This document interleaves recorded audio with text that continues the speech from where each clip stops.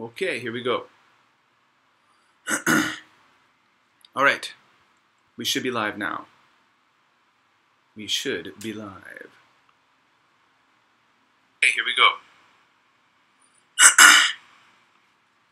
Alrighty, so I guess I need to have a kind of split screen thing here. I'm assuming. I got the public view. Oh, hey, Jamie's. How you doing? How are you doing today? Joe, hey, how you doing? All right, we got some fun. This has been like really, this is my first time doing a live stream. I used to do like live Hangouts all the time when Google Hangouts was integrated with YouTube, but now it's more complicated. Adrian, hello. I'm doing good, guys. I'm doing good. I'm sitting here. It's Monday morning, and the only thing on the news right now is all about the Japan game last night. Japan had a 2-2 draw with Senegal, and that's if you were to just watching Japanese TV, apparently there was only one game in the World Cup last night, and that was it. So that's what I'm watching. Wish you hit up a Pokemon shop, Joe. Actually, you know what? My kids got to hit up a Pokemon shop. My wife took both of my kids to the Pokemon Center in Osaka. They went there on Saturday morning. That's in Daimaru Department Store. And I was off doing other things. And what they get? They got a bunch of stuff. I don't know. Like, hold on, my daughter just got this. She got this one. And my son got a couple of things called Z rings. And which I don't understand what they are, but yeah, so we got this going on here. Yeah, so here I am. Yeah, true, right? Yeah, in the States, that's all there is. Yes, the immigration and all that stuff. No, here it's World Cup, and in this house it's all about Pokemon. So it's maybe a little less stressful. So yeah, I'm here actually wearing my my Mount Roko t-shirt. This is the mountain in Kobe, big mountain range, and there's a inoshishi on it, a wild boar. That's what things are known for. Yeah. So, it's great that a few people are here. Last night I was trying to do a YouTube live stream a few times today from my phone. And it just wasn't working. Like on the app, it looked like it was working. Everything's like you're live, you're recording, and it's like zero viewers, no one. And then I've learned that what I need to do is install something called Wirecast Go on my phone and attach that to the YouTube app. Just like I had to install Wirecast Play on my computer and attach that to YouTube. Joe, yeah, thanks for liking those tour videos. I will keep them coming, at least a couple a day. I've got another one that I shot yesterday that I need to upload. That's like an 8-minute one. So they're gonna upload that. I just uploaded one of me walking through like this abandoned Shoten guy, covered arcade. That was on Saturday. I'm just recording a bunch of stuff. And I keep filling up my phone. My phone is like full all the time. I have no memory, which is weird. I don't get that. I just deleted like 500 pictures the other day. Yet yesterday it was telling me it was full. Yeah, so I'm enjoying my time here. We're leaving next Sunday to fly to Canada. Right now we're in an Airbnb. Been mostly staying our time. Hey Sherry, how are you? Oh, glad you could join us too. Yeah. So there was. I'm surfing through. Oh, this is really cool. Surfing through the stats here again. My first time using YouTube Live. This is very cool to have people in here. Yeah, so we're here. We were here basically for about 2 weeks, and then we are going to be heading to Canada for the rest of the summer. So I'm thinking that while I'm in Canada, it's probably going to be more like a nature TV show, the stuff I put up here. Phil, hey, how you doing? Keep up the night vlogs and videos. They are incredible. Well, that's great. Thank you. One thing I am doing is I'm going around like every night, tromping all around Kobe with my Nikon in Japan, and I'm taking lots of really cool night shots. And I'm going to be starting a new Instagram feed today, probably today. I don't know of a name for it. I got to come up with a name for this Instagram. But basically, the theme will be just kind of like night photography at like in the kind of like night spots where people go to eat and drink and stuff like that. Because if you've ever had the opportunity to walk through kind of like a night area, a place like through all the back alleys on the main streets, even like where all the restaurants are, the izakaya, different types of food, that at night they just look so cool with all the lights and stuff. I love it. I lived in Japan for almost 10 years and I still think that stuff is awesome. So my current Instagram feed at BusanKevin is just like lots of pictures of my life. It could be food, it could be bugs and flowers and birds, my children, a little bit of this and that, but it's very kind of a mishmash of my life. Whereas then I want to have like an Instagram feed that's very specific, this thing that I think is so cool. So like, kind of niche, but I like that. Sometimes you need to separate. So I got to create that new account. Yeah, I need a cool name. That's right, Joe. And I don't know. Maybe you guys can help me. What would a cool name? Think about that. So you got to have an Instagram feed where it's essentially just like night shots of Japan. And more kind of like the cool backstreet night shots of Japan. And that's the focus of the Instagram feed. And you're like, but Kevin, you don't live in Japan anymore. Well, I mean, I lived there for almost 10 years, and I've always been a very avid content creator, so I literally have tens of thousands of photographs. And within those photographs, there's probably hundreds of those same kind of shots. And as well as that's the fact that during this trip, that's been a focus of mine to collect shots like this. So I've literally already taken several hundred. And I come to Japan, as I'm not living here at the moment, I come here more than once a year. So at least twice a year, maybe sometimes more, just because my wife's family's here. So, and my kids are from here. This is our hometown, right? So there's a connection. And hopefully, I'll be calling Japan home soon in the next couple of years. Yeah. That's the goal. That's what we're working on. And I think it's possible. Yeah. We'll make it a slideshow on Instagram. Well, we'll see. We'll try to do all kinds of different things. Let's see. The hidden alleys in Korea. Joe wrote, the hidden alleys in Korea reminded me of a guy who did the same. Was the guy by any chance in Korea who made those videos? Was it Noe? Noe Alonso? Something like that. I don't know. Yeah. So that's one thing. So I'll be out there every night when I'm here, just taking cool night shots. Let's see here. What do we got going on? Let's see. There's Rump Cap. There's a shop named Rump Cap. Oh, gotta love Rump Cap. We all need a good bum cap. No older. Oh, an actor. Oh, those videos are like old school, man. You're thinking of You're thinking of Mike. Joe, you're thinking of, oh god, his name was Mike. He was from Vancouver, and he used to document all the back. Mike, he was like an old school YouTuber too, right? And he was in like a lot of Korean TV shows and movies and things. He worked in Korea as an actor, and then he left. Mike Arnold, that's his name. Mike Arnold. Yeah. So he did all kinds of like backstreet videos in Korea, especially like the older neighborhoods that were all being torn down and like gentrified and stuff in Seoul. He used to try to document all those old neighborhoods.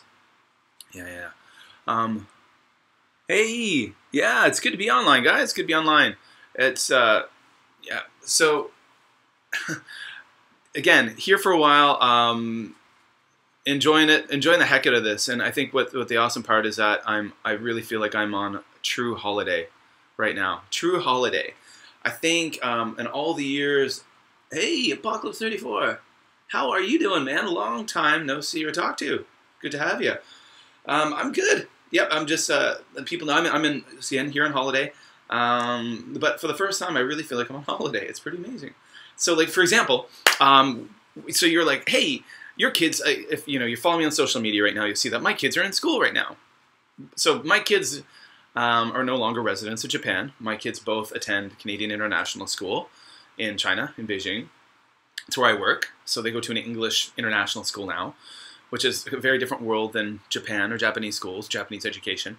But what you can do for children who are Japanese but live abroad or have some kind of like, an ethnic, not even an ethnic connection.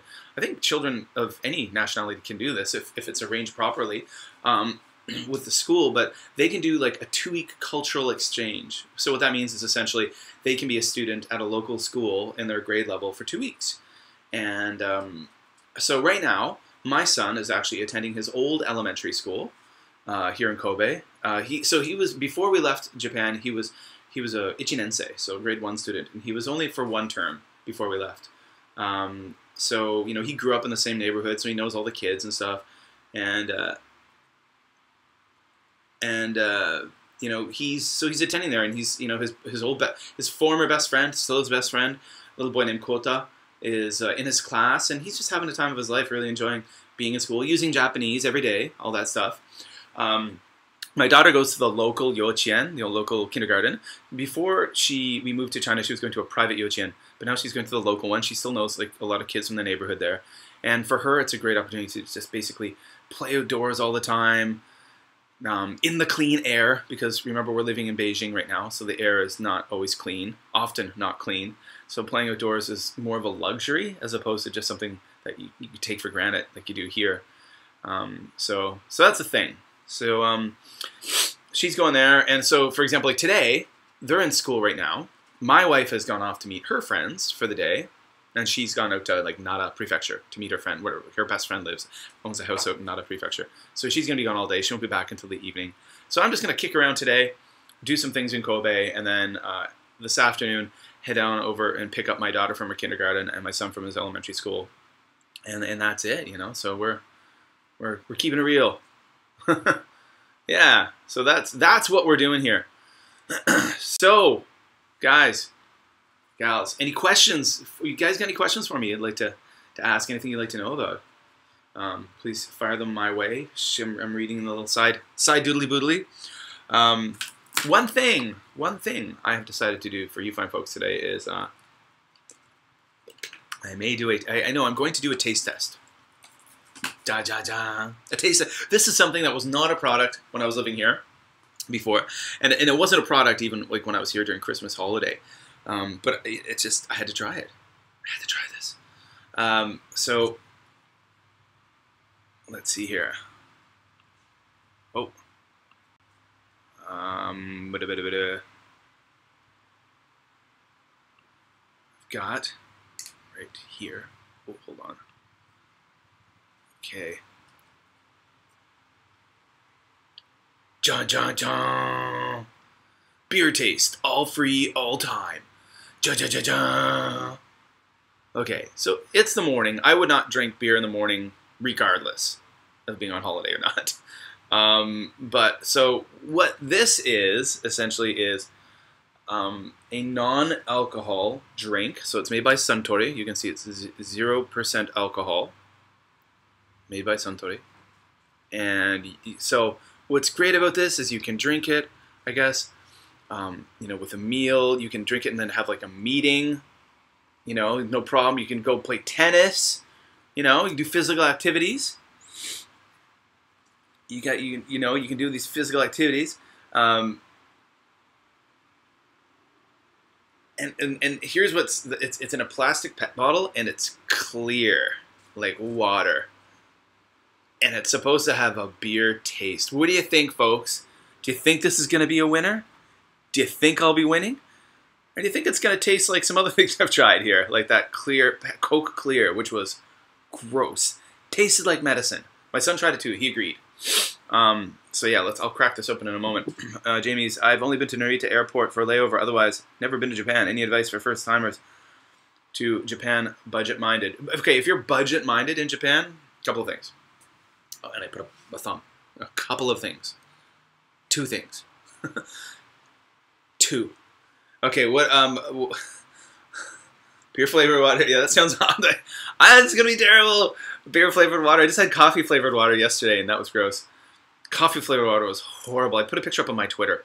And by the way, I got locked out of my main BusanKevin Japan Twitter. I'm out of it. Like, it's done. Done. And Twitter are not helping me at all. But I got locked out of it. And, yeah. So that's that. So I got a new Twitter. I've had it, like, the whole time. Well, I've had it for, like, a couple of years, but I never started using it until this year. And it was mainly a teaching Twitter account. But now it's, like, my everything Twitter account. @MadForMaple. Okay, so budget traveling. Okay, so beer flavored water first, and let's talk about budget travel. Oh boy. It kind of smells like beer and not. Like kind of fruity smelling. I don't mean in the sense of like a Belgian white or something like that. I've had like the Asahi 0% beer, the Kirin 0%, the Kirin free or whatever, and it does seem like clear. I think there's a clear rage right now, Cindy, because they've got like there's a clear latte, which I put up pictures on my Twitter feed of that. There's the clear Coke. The clear latte was gross. Like the first mouthful, I'm like, oh, it tastes kind of like a coffee drink. But it's like a 600 milliliter bottle of water. And after a couple of mouthfuls, I'm like, I can't drink this. So I had to pour it out. But here we go. Chemicals. John, there we go, chemicals.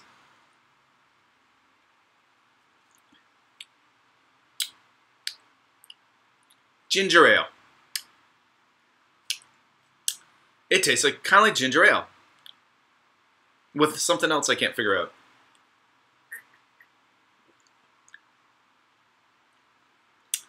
It's kind of like a watery ginger ale. It's not beer. Not at all.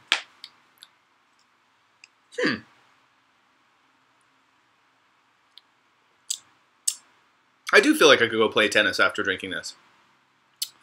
No, nothing beer at all. Would I describe it as gross? No. No. This is better than clear Coke. It tastes like ginger ale. With a, I know what it is. It's like ginger ale with a lemon twist. That's it. Ginger ale with a lemon twist. There's nothing beer about this at all. No, that's not bad. Yeah, no, this is actually a...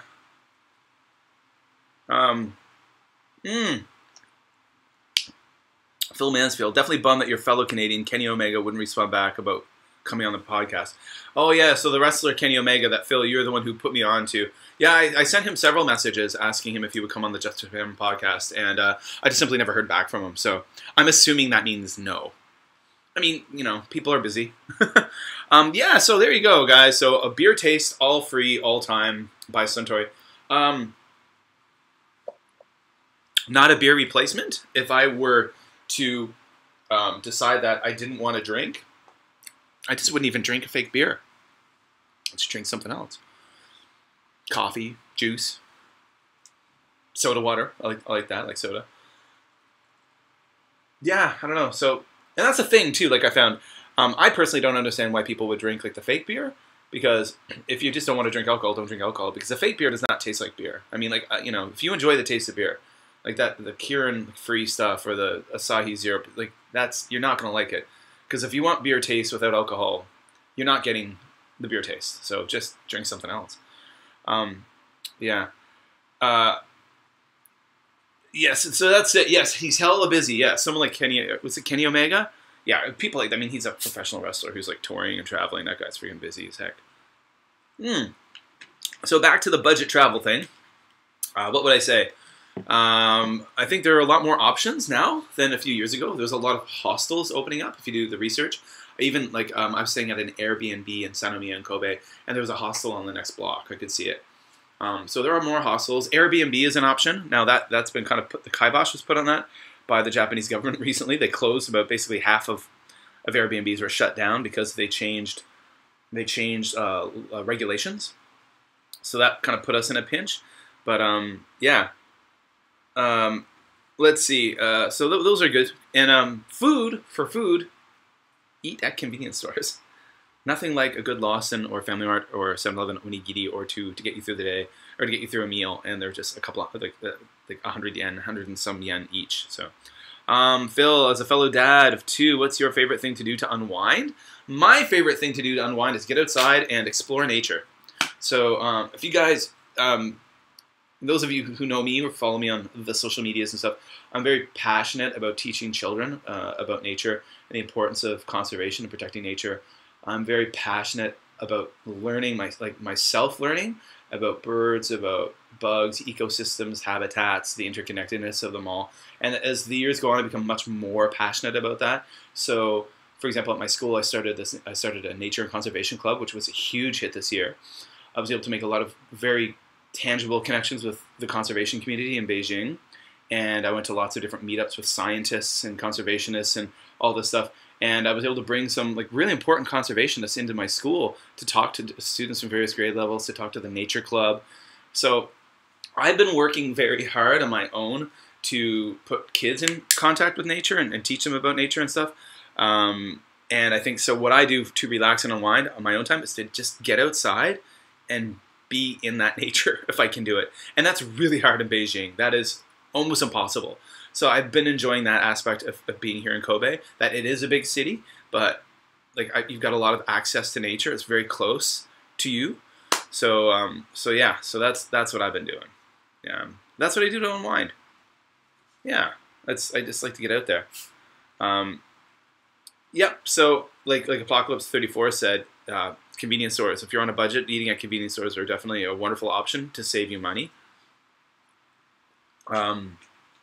I think little hole-in-the-wall restaurants tend to be quite cheap too. There's a lot of very small mom-and-pop shops that you'll find around that usually have pretty affordable prices. Let's see, we ate last night at, now this is because like the kids, so PJ, my friend PJ, came out here to Kobe, Kansai PJ, you've heard him on the podcast a bunch of times. He used to have a YouTube, he used to be a pretty active YouTuber, and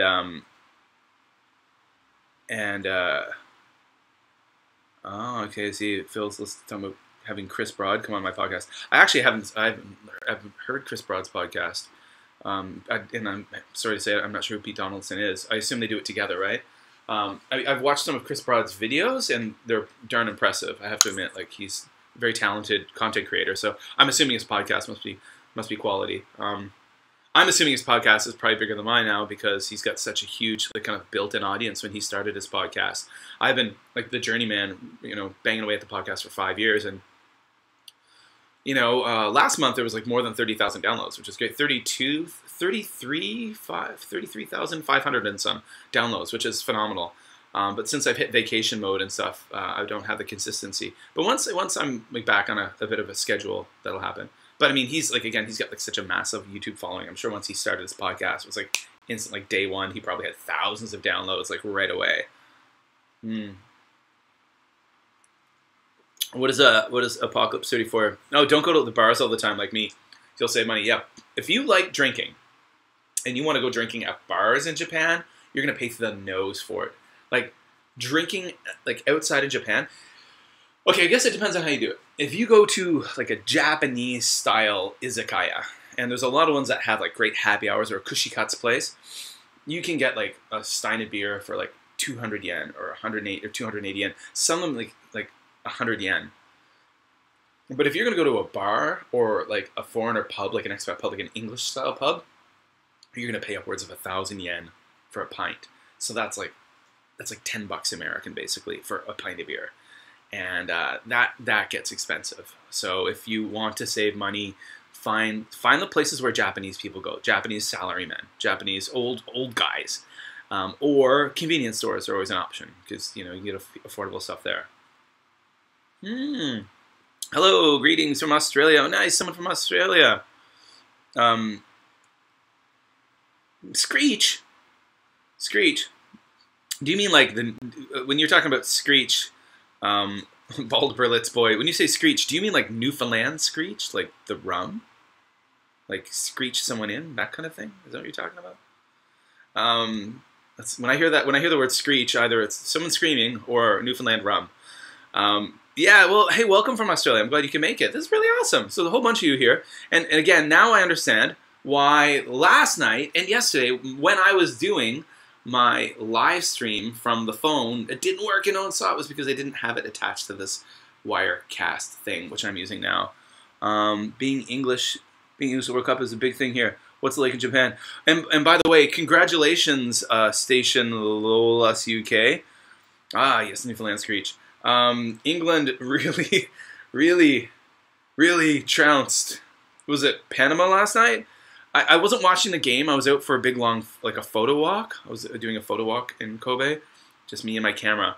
And I'm part of a WeChat group. So I'm based out of China now. So WeChat is everything. A big at my school. We have a big World Cup pool. We all had to randomly choose teams from a hat. Mine was Costa Rica, and then yeah. Sorry for you waiting last night, Andrea. Yeah, sorry.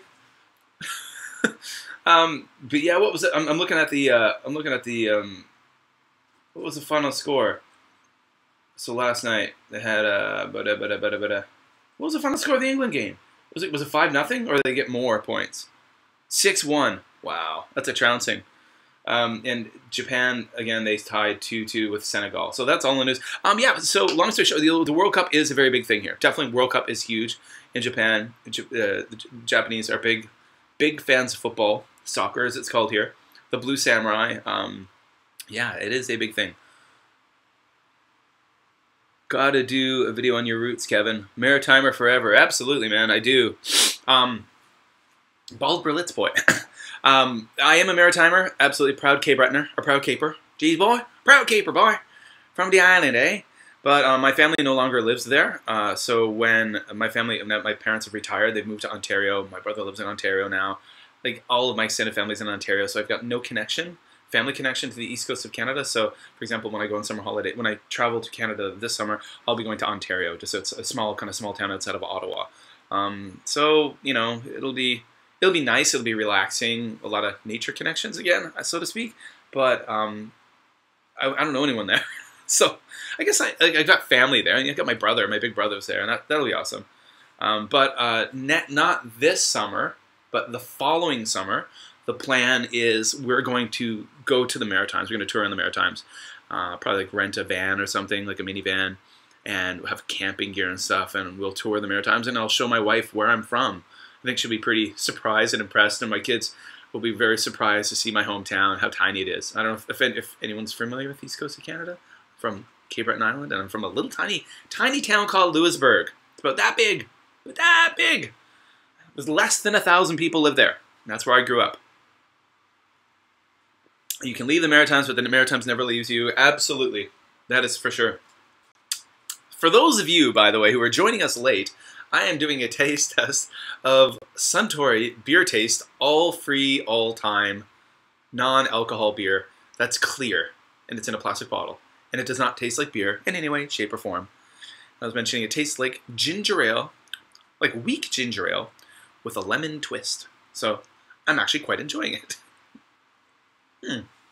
Not bad. Not bad at all. Okay, let's see what we got here. About to have brunch. Yum, dim sum. Oh, lucky you. That sounds good. Gotta love dumplings. Gotta love Chinese dumplings. Good stuff. Beijing is famous for its dumplings in China. And since my daughter has very severe peanut allergies, there's a lot of things we can't eat in China and a lot of places we can't go. We really pretty much try not to go out to eat. But one thing that's safe for my daughter are dumplings, because you know, in China they use a lot of, even like they use peanut oil to cook so many things. So like we got to stay far away from that. EpiPen's at the ready. So, but dumplings. My daughter loves dumplings. My daughter can eat dumplings because those are steamed. So those are good.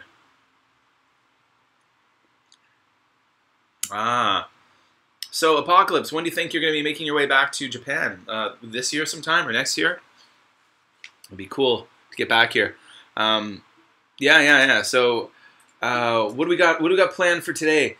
It's gonna be a hot one out there. The one thing I've been very blessed with in my time that I've been back, like the week and a few days, is that it's unseasonably cool here in Kobe. Like I was expecting to just like walk out of here and just like walk off the airplane and just start sweating.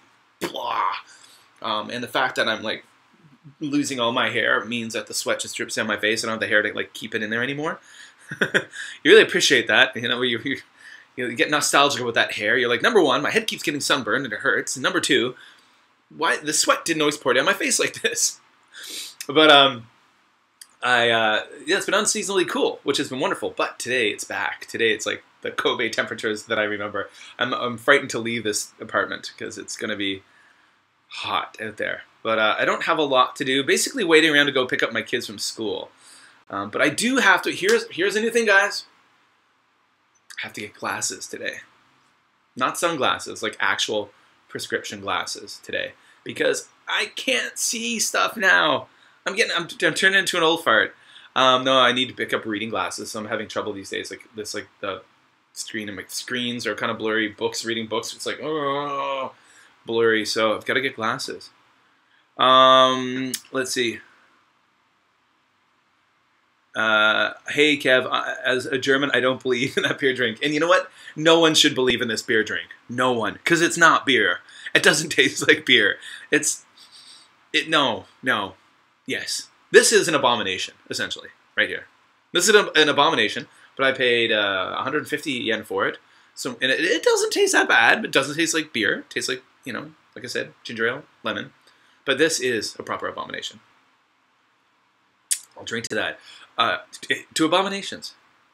Let's see. John, am I going to hit the B29 Memorial tomorrow? Not tomorrow. Can't do that tomorrow because one of my coworkers, my old international school here in Kobe, 2 years ago, I was a grade 1 teacher. And, when you have a school that has multiple classes of the same year level, you have class teams. And myself and the 3 other teachers who were in the grade 1 team really got along well, really clicked well. They'll remain very good friends of mine. And one of them, she had a baby earlier this year. So I'm going to go into Osaka for lunch and meet my old colleague and her baby. So that's what I'm going to be doing tomorrow. So I can't go hiking up on the mountain tomorrow, John, but possibly Wednesday or Thursday might be a good day to do that. To go and check that out, but that's definitely on the to-do list. And I think I need to have one more big Mount Roko hike before I leave Japan. So I think that's a pretty positive thing that I'll do that. What I'll do next time is get out the door real early. I went kind of late the other day hiking, so I couldn't do as much as I wanted. So I'll get out the door real early. Let's see. Oh yeah, Tom V. I remember in the early 1990s there was a drink called Zima, which I never tried. You know what? You can buy Zima at every convenience store in Japan right now. No joke, Tom. And when I first came to Japan in 2008, I saw Zima in stores, and I went, no way, that's that stuff that I used to hear about in the 1990s. And I have to admit, I've never tried it. And I never will. I had no interest. But you can, they have it. I don't know what the deal is with Zima. I can't remember what they pitched it as, a beer alternative or something. I don't know. But it's something I've never tried, and I never will. Let's see, Andrea wrote, is your hometown near the Anne of Green Gables? Home is PEI. No, my home is not near there, but Anne of Green Gables, sorry, big snort there. The Tale by Lucy Maud Montgomery was set in the island of Prince Edward Island. So that's the next province beside my province, an island province. I lived there for one summer on Prince Edward Island when I did theater in my early 20s. And I have been to Green Gables. It's a National Historic Site. But yeah, so that's nearby. The commercials for Zima were kind of annoying. Cider more. An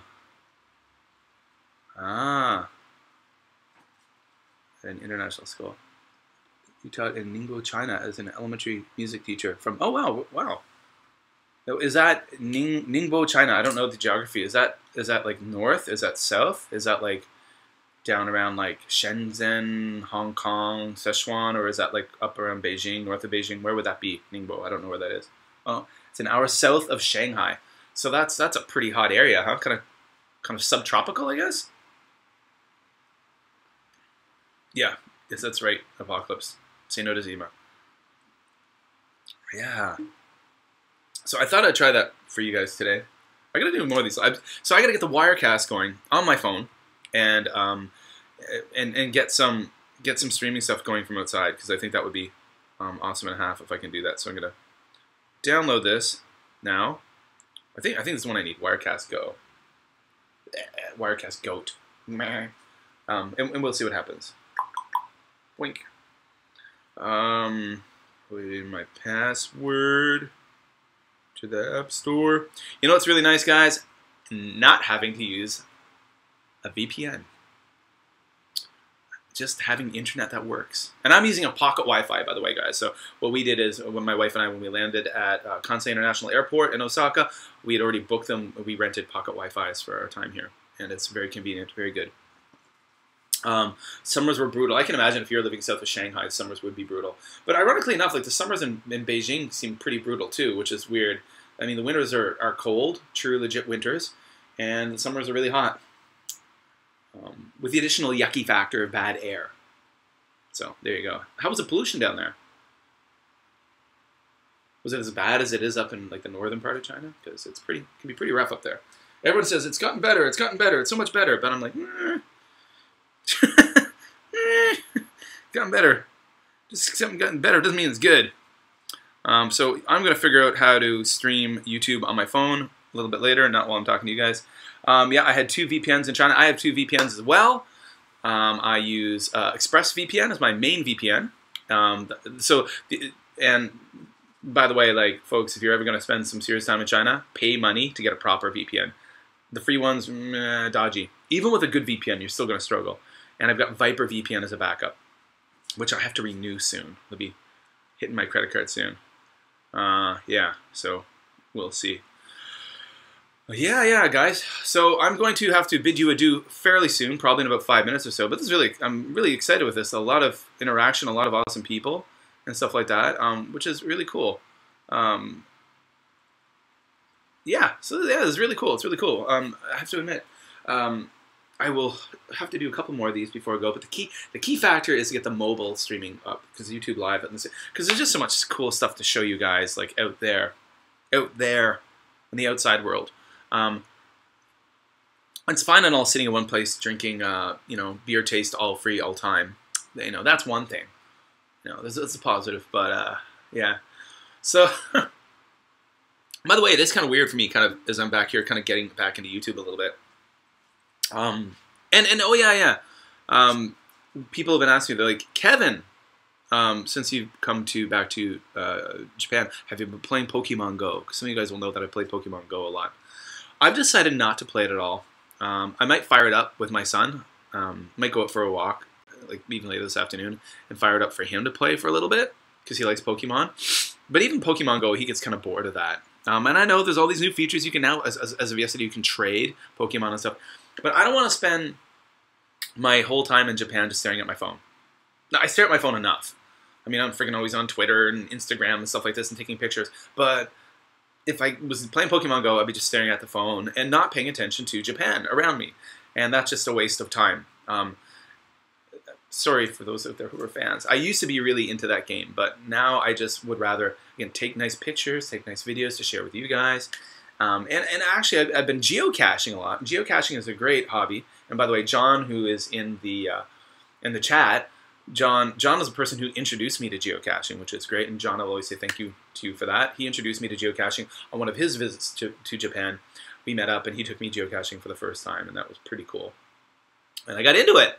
But geocaching it takes me, like, physically, I have to walk all around Kobe. And geocaches tend to be in places of some significance, whether it be historical or some kind of like an arts thing. But there's a significance to the place where you put a geocache, which is one of the things I always recommend to geocachers. You should do that. And I'm walking so much, which is great, because I don't get to be that physically active in Beijing because of the pollution and the other things. So it's a great opportunity for me to lose some of my extra Beijing weight. And I'm exploring parts of Kobe I've never been in before. So I took actually a video yesterday that I will post probably later today of me exploring some back streets up in Kitano-cho. But it was a part of Kitano-cho in Kobe I've never been in before. And I was just like, this is really neat. I've never been around this area before. And geocaching brought me there, which is really neat. So guys, if you're not sure what geocaching is, it's like a treasure hunt for grown-ups. Kids can do it too. But you actually you have to find physical things. And there's a lot of problem solving and thinking involved in it too. And there's a lot of physical activity. So that is what's great. Well, you know what? On that note, guys, I'm going to thank you all for watching this live stream. And I'm going to, hopefully, 2 other tasks I want to get going today. Got to get my eyeglasses. That won't take long. They say half an hour to do the eye exam and cut your glasses and stuff. It's at a place called Jin's. It's in Senomiya Center Street. And then I got to get this new Instagram account set up. So the one with the Japan night photography. So we'll get that going. And I'll share that with you guys. I still have to think of a name for it. If you guys follow me on Facebook, or on Twitter or something, just like leave me a message, or if you have an idea for a cool name for like a nighttime kind of Japan Instagram feed, let me know. I appreciate your feedback. And that's going to be it for me, guys. I got to figure out how to turn this thing off. How do I do? Oh, stop streaming. That would do it. All right, guys. Well, take care. Thank you so much for watching. I really appreciate it. You guys are awesome and a half. Yeah, there's going to be... I'm here until Saturday, essentially. Sunday morning, we nice and early, we pack up and head to the airport and fly to Ottawa, Canada. So, and then there'll be some Canada content. So I don't even know what to do with that. That'll be interesting. All right, guys. Well, thanks so much. And continue. I'll try to do another live event before I leave. One like this, a sit-down live event. And if I get that app working, hopefully we'll get a few on the street streaming YouTube events. Those may pop up with no warning, but you'll be able to watch them after the fact. But those will probably just like literally, hey, I'm in a cool place. Let's go. All right. See you guys. Take care, everyone. Talk to you later.